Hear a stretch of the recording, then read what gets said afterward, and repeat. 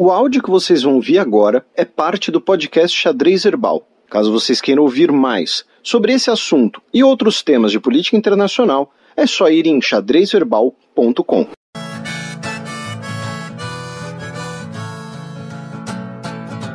Coluna aberta. Bem, Matias, essa semana a gente teve cúpula da APEC, né? A APEC é a organização dos países da Cooperação Econômica Ásia-Pacífico.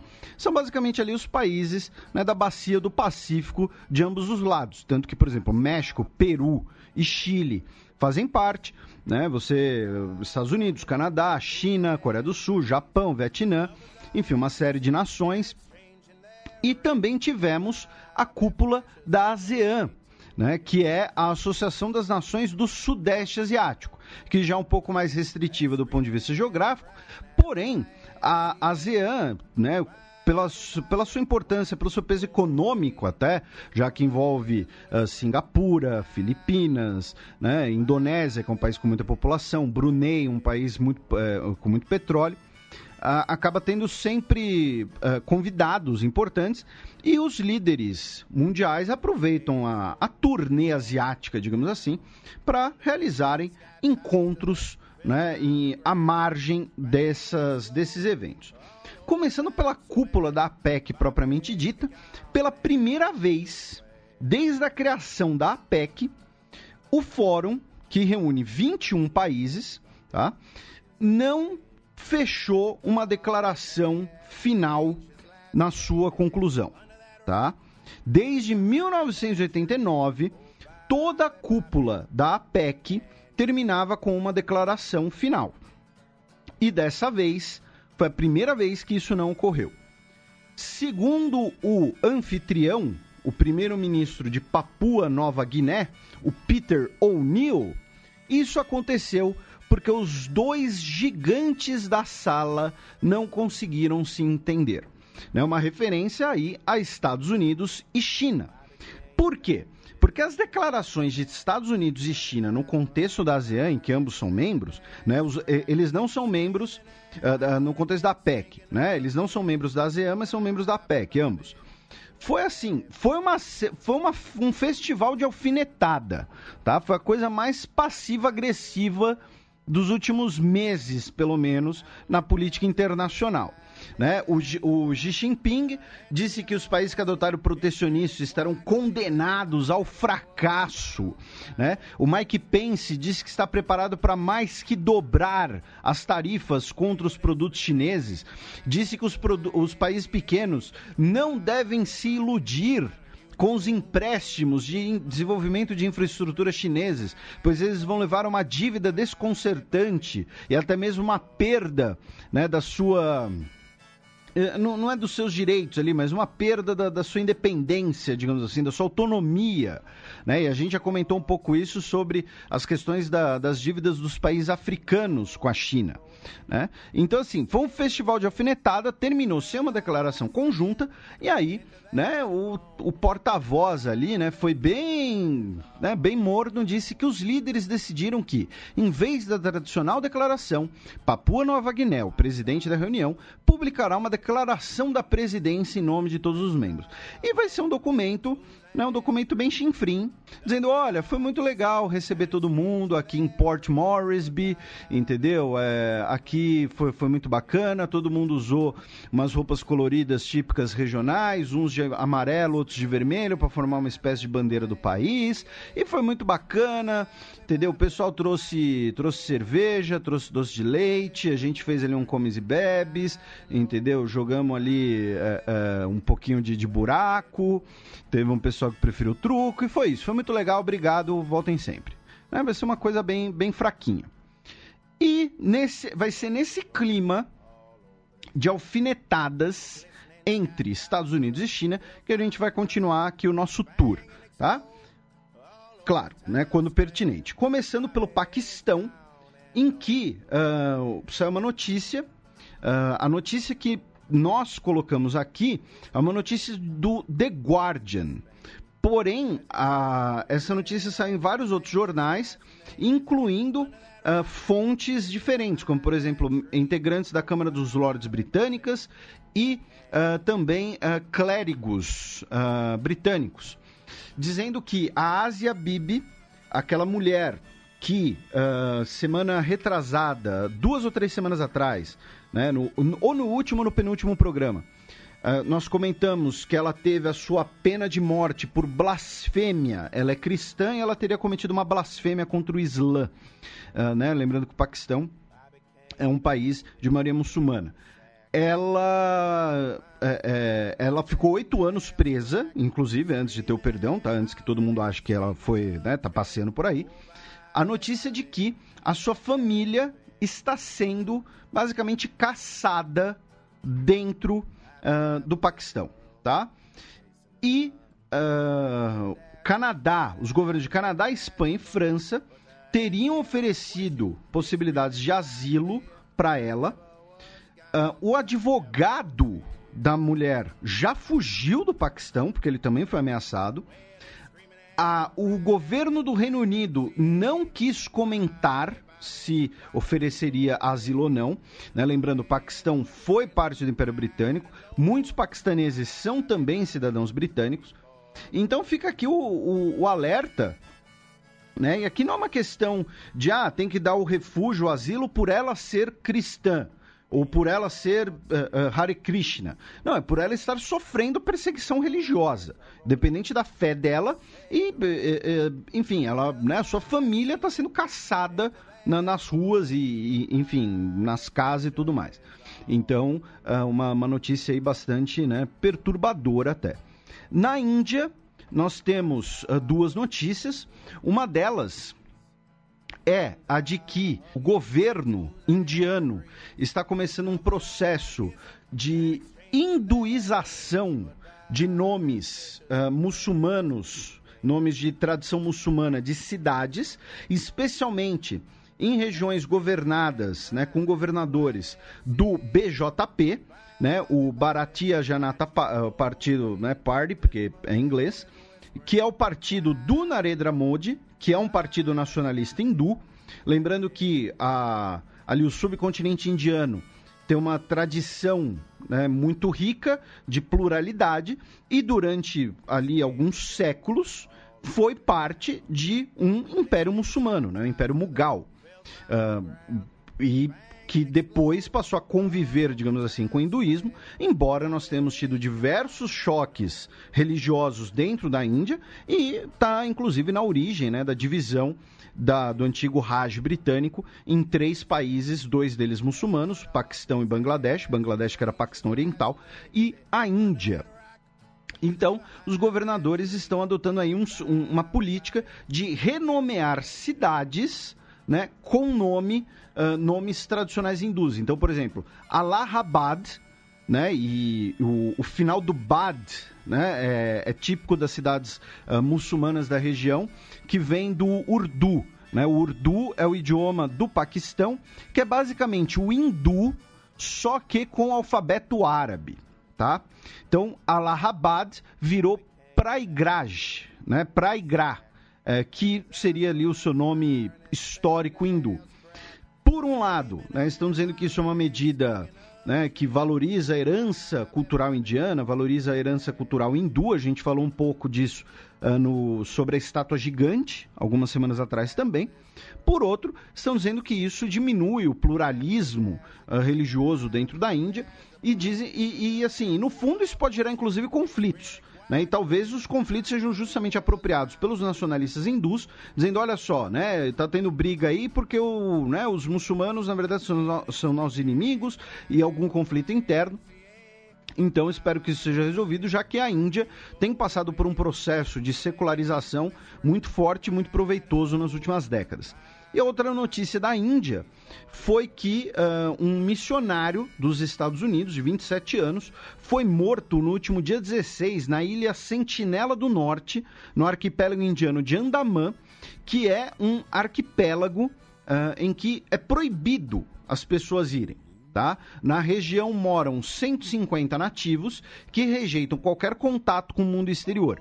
E esse missionário, pelo que eu vi, um missionário protestante, foi até a ilha mesmo assim. Ele teria levado peixes e dito que Jesus ama vocês, e ele foi morto a flechadas, né?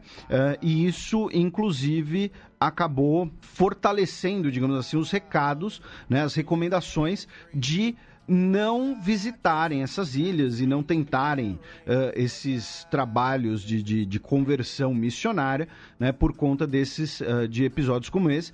Em 2006, na mesma ilha, 2 pescadores morreram também. Só que esses pescadores, no caso, foi porque o navio deles, o barco deles, ficou à deriva, eles encalharam na ilha e foram mortos pelos nativos, tá? Então, fica aí o registro. Vamos para o Sri Lanka, ali ao sul, onde a crise política continua.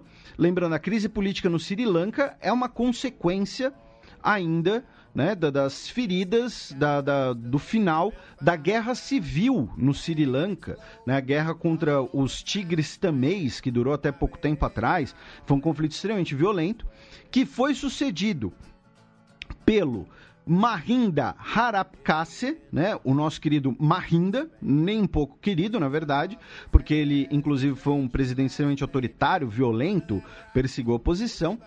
E recapitulando, qual era a crise? Né? Nós temos o presidente do país, o Sirisena, e nós tínhamos um primeiro-ministro que, vamos chamar de Ranil, tá? O primeiro nome, a gente vai tratar eles pelo primeiro nome. O Sirisena, ele demitiu, né, o Ranil, digamos assim, e apontou um novo primeiro-ministro, o ex-presidente Mahinda. E como eu comentei, né, 2 ou 3 programas atrás, no programa da Estátua Gigante, isso é do agrado chinês, inclusive, né? Só que o resto do parlamento não aceitou, falou, não, peraí, é o parlamento que pode derrubar ou não o premier. O que o presidente faz é apontar o novo premier em situações de vacância, situações emergenciais ou em situações cerimoniais, como o resultado de uma eleição. Mas quem tem o poder é o parlamento. E começou um conflito interno em que nós temos basicamente um parlamento dividido, nós temos quase 2 parlamentos e, junto com isso, né, nós temos duas pessoas se dizendo legítimo primeiro-ministro, né? O Mahinda, o Ranil, desculpem, né, que conta com apoio de boa parte do parlamento de 225 pessoas, e o Mahinda, né, o ex-presidente, que conta ali com apoio de parte do parlamento e também e ele é uma figura muito popular, porque ele era um líder forte da época da Guerra Civil, né, um cara ali que resolveu a Guerra Civil, digamos assim. Então, a crise no Sri Lanka continua. O presidente dissolveu o parlamento e convocou novas eleições antecipadas em 2 anos. A Suprema Corte do Sri Lanka disse que o presidente não tem autoridade para fazer isso, tá? Então suspendeu a ordem do presidente por novas eleições. Então está uma crise completa entre os poderes instituídos. Tá? O executivo, né? O presidente falando uma coisa, a maioria do parlamento falando outra coisa, a Suprema Corte falando outra. Aí o parlamento falou, ok, você quer apontar o Mahinda nomear o Mahinda como premier, então vamos votar um voto de desconfiança e derrubar o Mahinda. E o parlamento foi lá, fez isso, o Mahinda disse que não vai aceitar a decisão, que ela foi tomada de modo ilegítimo, e no fim das contas tudo resultou em porrada, tá? E aqui eu tô sendo literal, tá? Se vocês quiserem, tem vídeo de até cadeirada dentro do parlamento do Sri Lanka, e eu só espero que não resulte numa guerra civil. Porém, não vi em nenhum veículo de mídia brasileiro comentar os interesses internacionais nessa crise. Tá? Que um lado é apoiado pela China e outro lado é apoiado pela Índia e pelos Estados Unidos. Tá? Isso vocês só viram aqui. Em Mianmar, a Aung San Suu Kyi teve revogada né, o seu prêmio de direitos humanos da Anistia Internacional por ela ter violado, né, ter traído de forma vergonhosa os ideais do prêmio pela sua indiferença às atrocidades cometidas contra os Rohingya. No Camboja, tivemos os dois últimos grandes líderes vivos do Khmer Vermelho condenados à prisão perpétua por genocídio, a primeira vez que esse tipo de crime foi reconhecido pelo tribunal que julga os crimes do Khmer Vermelho. O Nuon Chea, de 92 anos, que era o principal ideólogo do regime, e o Kyo Champan, que aos 87 anos ele era o porta-voz do governo, eles já haviam sido condenados por crimes contra a humanidade em 2003 e agora também foram condenados pelo crime de genocídio por tentarem fazer uma limpeza étnica no país contra as minorias vietnamitas, chãs e budistas. Tá? Então tá aí a condenação e, como eu mencionei no Twitter, né, embora eles vão sentar no colo do capeta. Agora a gente vai para a Indonésia, onde nós tivemos uma visita, né, por conta ali das cúpulas, justamente, uma visita do premier australiano, o Scott Morrison, para renegociar, né, eles na verdade se encontraram em Singapura, justamente, e ele se encontrou com o Joko Widodo, o primeiro-ministro da Indonésia, para retomar as negociações de um acordo de livre comércio entre os dois países. Por que retomar? Porque o acordo já estava quase firmado. Só que o ministro do Comércio da Indonésia, o Lukhita, tá? Eu não vou falar o primeiro nome dele também, desculpem, nesse caso é o sobrenome, tá? O Lukhita disse que não haverá acordo de livre comércio enquanto a Austrália cogitar deslocar a sua embaixada em Israel para Jerusalém. Ou seja, esse assunto dá problema e complica o comércio, né? Como a gente já falou no caso do Brasil, né? Não é todo mundo que tem o poder de barganha dos Estados Unidos. Lembrando que a Indonésia é o país de maior população muçulmana do mundo. A Indonésia não tem relações com Israel. Inclusive, recentemente, quando o Netanyahu teve que ir foi à Austrália, ele teve que contornar o espaço aéreo indonésio, tá? Teve umas horas a mais de voo, por conta disso, né? Porque o avião de Israel não pode entrar no espaço aéreo da Indonésia. Tá? Então eles se encontraram para tentar retomar essas negociações e o Scott Morrison teria dito ao Joko Widodo que o seu governo ainda não decidiu pela mudança da embaixada, que vai tomar uma decisão em breve, porém ele reafirmou que o governo australiano é comprometido com uma solução de 2 estados. Tá? Então, né, vamos ver aí como vai ser essa situação. E claro, nesse caso, acaba sendo muito prejudicial à Austrália, porque a Indonésia é um país de um mercado consumidor gigantesco para onde podem entrar produtos australianos. Né? Além disso, também em relação à Austrália, aproveitando a reunião da OPEC, né, o Scott Morrison também se encontrou com o vice-presidente dos Estados Unidos, o Mike Pence, em Port Moresby, onde eles acordaram em reativar e expandir a antiga base naval da ilha Manus. Tá? Manus termina com U, não é Manus com O. Né? Não é Ilha dos Manos. Né? Essa piada foi horrível, mas enfim, né? Tava na cara.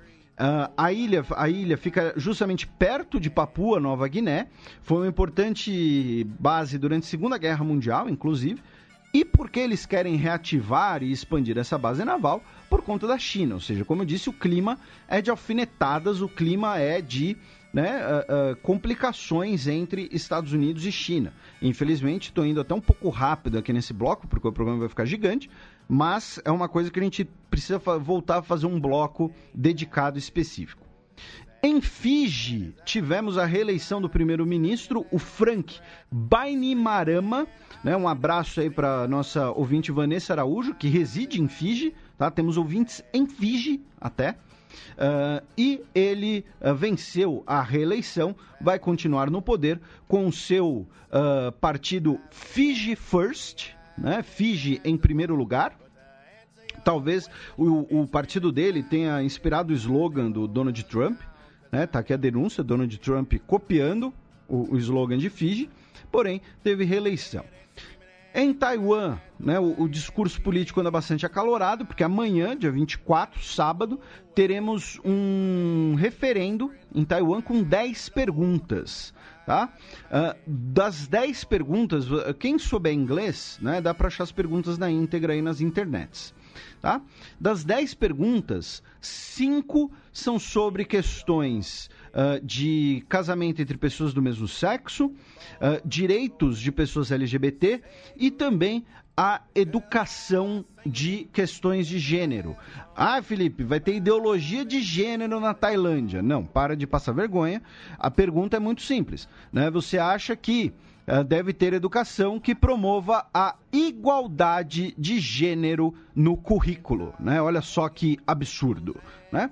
Enfim, isso vai para votação, né? Além dessas 5 perguntas, nós teremos perguntas sobre energia nuclear, energia à base de carvão, banimento de importação de produtos agrícolas da região de Fukushima e também uma pergunta muito interessante para quem acha que política e esporte não se misturam.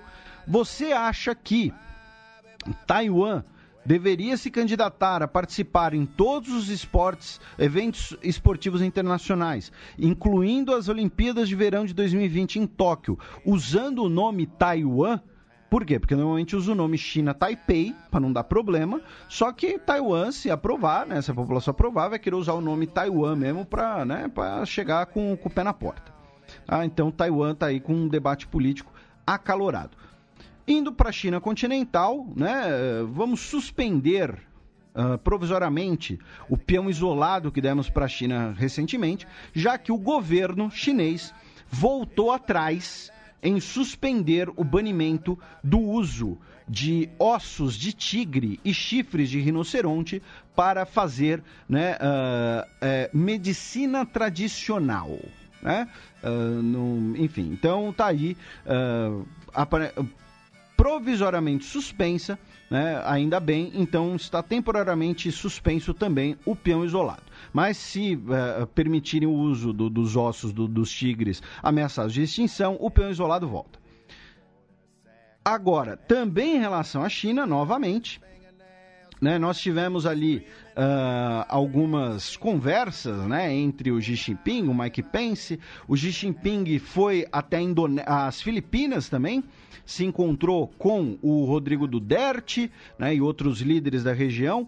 Foi a primeira vez que um líder chinês foi às Filipinas em mais de 10 anos. Tá? E conversaram sobre muitas coisas, especialmente, né, é claro, a questão do Mar do Sul da China. O Rodrigo Duterte, com a sua típica delicadeza de um rinoceronte numa loja de louça, disse que o Mar do Sul da China já está controlado pela China e não tem mais o que se fazer. Tá? O Xi Jinping, por outro lado, foi muito mais diplomático, né? Disse que ele espera que até 3 anos seja assinado um pacto coletivo dos países com interesses no Mar do Sul da China, e esse pacto vai servir como linha mestra para resolver disputas territoriais, como linha mestra para exploração de gás e petróleo na região, e também como um pacto de não agressão. Tá? Então, lembrando que eu já comentei aqui várias vezes, o Mar do Sul da China é o local de mais tensão no mundo hoje. Não era a Síria, eu falava isso quando o pau ainda estava comendo na Síria, é onde as duas potências estão batendo cabeça. Né? As duas hoje grandes potências mundiais, China e Estados Unidos, onde eles estão batendo cabeça. né? Então, o Xi Jinping propôs aí esse grande acordo nacional, né, com o STF, com todo mundo, incluindo os países da região, para resolver esse problema como um pacto de não agressão. Tá?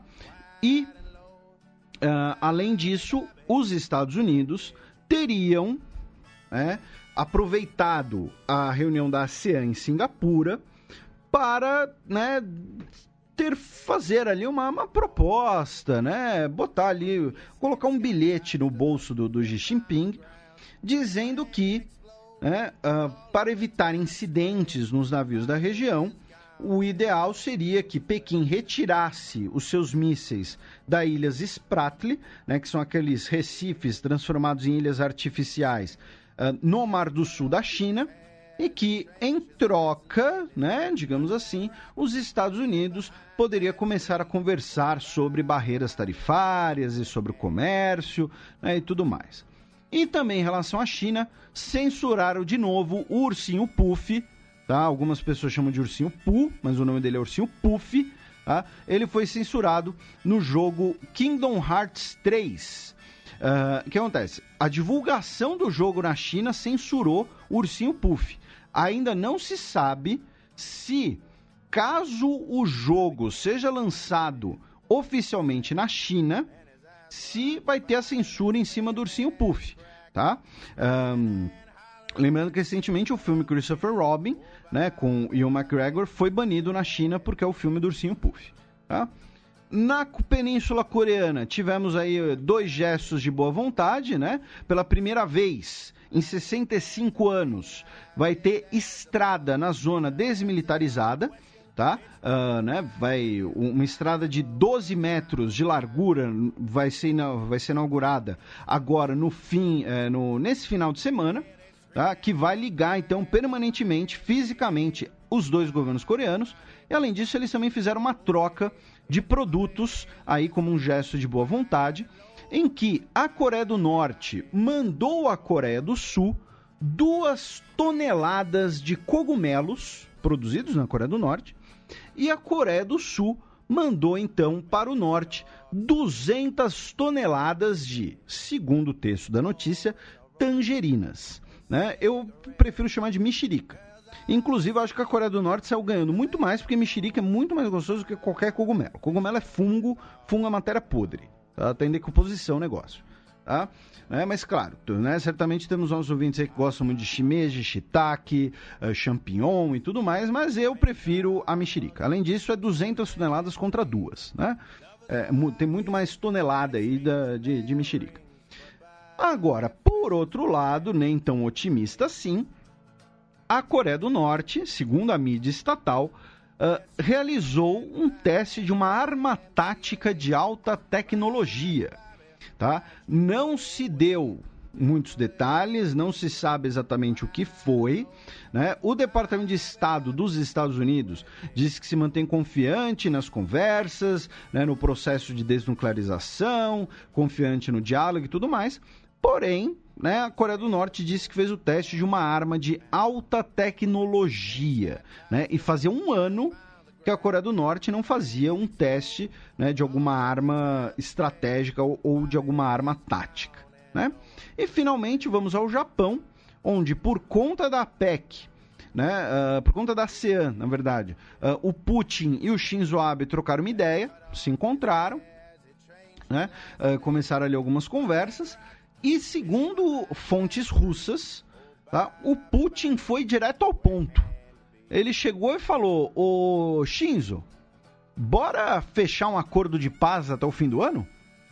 E quando eu digo acordo de paz, é porque, vamos lembrar, não existe um acordo de paz definitivo entre o Japão e a Rússia após a Segunda Guerra Mundial, tá? A Rússia, na época da União Soviética, não assinou, né, o Tratado de São Francisco. Não confunda com a Conferência de São Francisco, que funda a ONU, tá? Estou falando do tratado que encerra a guerra com o Japão. A União Soviética não assinou. Depois, em 56, assinaram ali um memorando para regularizar as relações, mas que ainda deixava muitas pendências.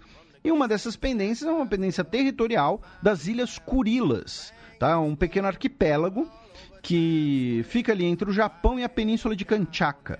né, liga o Japão ali à ponta da Sibéria russa. Né, são algumas ilhotas e o Japão diz que as ilhas são parte, né, do patrimônio histórico japonês, são parte, né, do arquipélago imperial japonês. Os russos falam, olha, tomamos na guerra e, enfim, já era, perdeu. Teria, sim, a proposta de talvez, né, você dividir as ilhas, porque são 4 ilhas principais, né, e algumas ilhas menores, e aí existiria ali, no total são mais de 50 ilhas, tá? Mas são 4 principais, né? Teria ali a possibilidade, né, de dividir essas 4 ilhas, mas não há muita... Né, não houve um avanço muito grande, digamos assim, até porque... apenas parte das ilhas é de fato contestada, né, pelo Japão, né? O Japão diz, não, essas ilhas são nossas, são parte do arquipélago histórico japonês. Então, né, vamos ver se isso sai, porém vai ser muito difícil, né, porque o Japão não vai estar disposto a abrir mão, né, de 2 das suas ilhas.